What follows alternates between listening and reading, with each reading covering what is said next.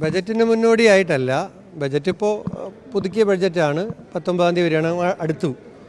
ഒരു 5 വർഷത്തേക്ക് ഒരു ഗവൺമെൻറ് സിനിമാ വ്യവസായവുമായി ബന്ധപ്പെട്ട് നടപ്പിലാക്കേണ്ട കാര്യങ്ങളെ സംബന്ധിച്ചും സിനിമാ മേഖല ആ വ്യവസായം എന്ന നിലയിൽ നേരിടുന്ന ഒരുപാട് അവരുടെ നിലനിൽപ്പ് പ്രശ്നങ്ങളുണ്ട്. ആ പ്രശ്നങ്ങൾ അവർ വിവിധ സംഘടനകൾ, വളരെ പ്രമുഖരായ വ്യക്തിത്വങ്ങളാണ് അതെല്ലാം നയിക്കുന്നത്. അവർ ആ പ്രശ്നങ്ങൾ നമ്മുടെ ശ്രദ്ധയിൽ കൊണ്ടുവരികയുണ്ടായി. അതെല്ലാം നമ്മൾ ശ്രദ്ധയോടുകൂടി കേട്ടിട്ടുണ്ട്. അതിൽ ഗവൺമെൻറ്റിന് അടിയന്തരമായിട്ടും ദീർഘകാല അടിസ്ഥാനത്തിലും ചെയ്യേണ്ട കാര്യങ്ങൾ അവർക്ക് ചെയ്യാമെന്ന് ഉറപ്പ് നൽകിയിട്ടുണ്ട്. മുൻ സർക്കാരിൻ്റെ സമയത്ത് ഏറ്റവും ചർച്ചയായിട്ടുള്ള വിഷയങ്ങളായിരുന്നു ഈ സിനിമാ നയം, ഹേമ കമ്മിറ്റി റിപ്പോർട്ട്, ആ വിഷയങ്ങളൊക്കെ അതൊക്കെ ചർച്ച ചെയ്തിരുന്നു.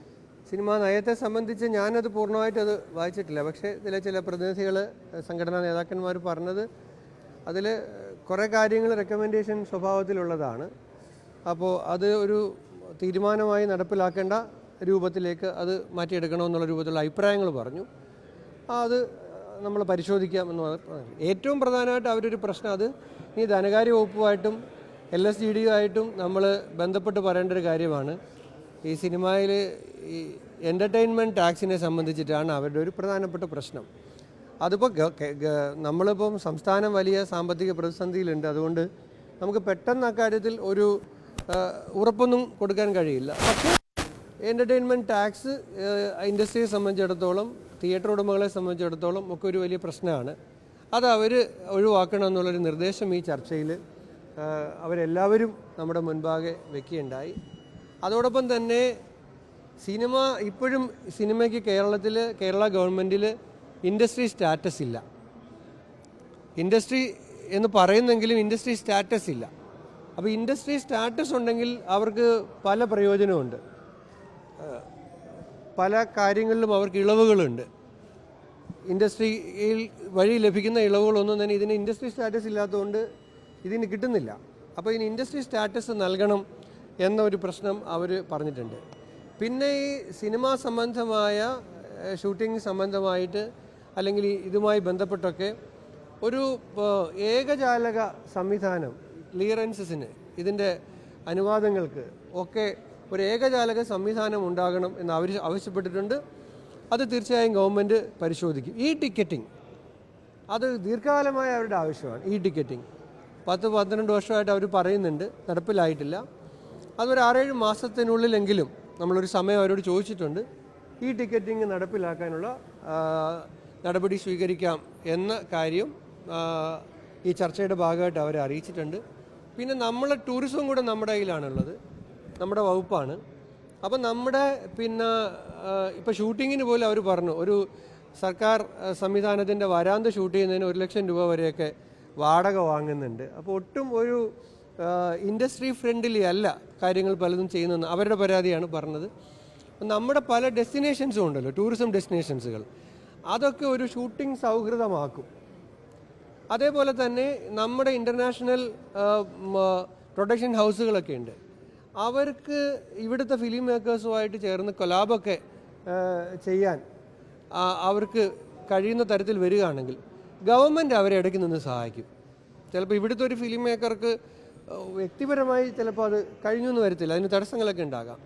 അപ്പം നമ്മൾ ഗവൺമെൻറ് എന്ന നിലയിൽ അക്കാര്യത്തിലും അവരെ സഹായിക്കാം എന്ന് നമ്മൾ ഉറപ്പ് നൽകിയിട്ടുണ്ട്. പൈറസി ഒരു പ്രധാനപ്പെട്ട ഇഷ്യൂ ആണ്. ഇപ്പോൾ തിരുവനന്തപുരത്ത് ഒരു ഓഫീസ് മാത്രമേ ഉള്ളൂ. ഞാൻ കഴിഞ്ഞ ദിവസം ഒരു വീഡിയോ കണ്ടു, നിങ്ങളെ ഏതോ ചാനലിൽ വാർത്തയ്ക്കാതെ. അതായത് ഇപ്പോൾ അടുത്ത 2-3 ദിവസം മുമ്പ് ഇറങ്ങിയ ഒരു സിനിമ ഒരാൾ ബസ്സിലിരുന്ന് അയാളുടെ മൊബൈലിൽ കാണുകയാണ്. അപ്പോൾ തിരുവനന്തപുരത്ത് മാത്രമാണ് ഇപ്പോൾ അതിനൊരു ഓഫീസ് സംവിധാനം ഉള്ളത്, പൈറസി തടയുന്നതിന് വേണ്ടിയിട്ട്. 2 സോണിൽ കൂടി, കൊച്ചിയിലും മലബാറിലും കൂടി പൈറസി തടയുന്നതിന് ആവശ്യമായിട്ടുള്ള ഒരു എൻഫോഴ്സ്മെൻറ്റ് സംവിധാനം, ഒരു ഓഫീസ് സംവിധാനം ഒരുക്കണമെന്ന് അവരിങ്ങോട്ട് ആവശ്യപ്പെട്ടു. അത് ചെയ്യാമെന്ന് നമ്മൾ അവർക്ക് ഉറപ്പ് നൽകിയിട്ടുണ്ട്. ഇത്രയും കാര്യങ്ങളാണ് പ്രധാനമായിട്ടുള്ളത്.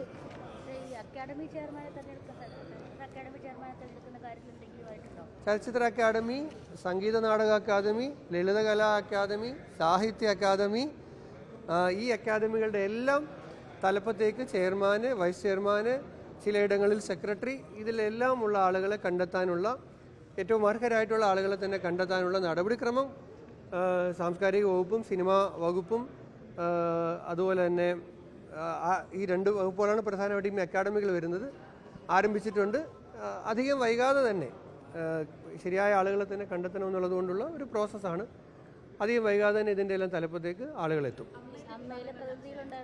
ഞാൻ അവരോട് സംസാരിച്ചു ഉണ്ടായിരുന്നു. അവർ മറ്റു കാര്യങ്ങൾ പറഞ്ഞു. അവരൊരു ഉറപ്പ് നൽകിയിട്ടുണ്ട്. സംഘടനയിലെ പ്രശ്നങ്ങൾ അവർ തന്നെ പരിഹരിക്കും. അമ്മ തന്നെ പരിഹരിക്കുമെന്ന് പറഞ്ഞിട്ടുണ്ട്. നമ്മൾ പറഞ്ഞിട്ടുണ്ട് ഗവൺമെൻറ് ഒരു താരസംഘടനയുടെ ആഭ്യന്തര കാര്യങ്ങളിൽ ഇടപെടാൻ സർക്കാർ ഇപ്പോൾ ആഗ്രഹിക്കുന്നില്ല.